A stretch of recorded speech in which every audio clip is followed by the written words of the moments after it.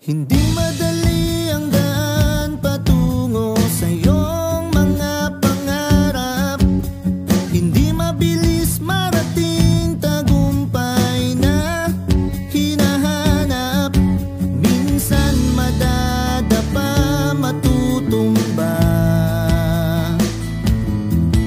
luluha, masasaktan, mawawalan ng pag-asa. Pero lagi mong tatandaan, ang lahat ng bagay ay pinaghihirapan. Kaya tuloy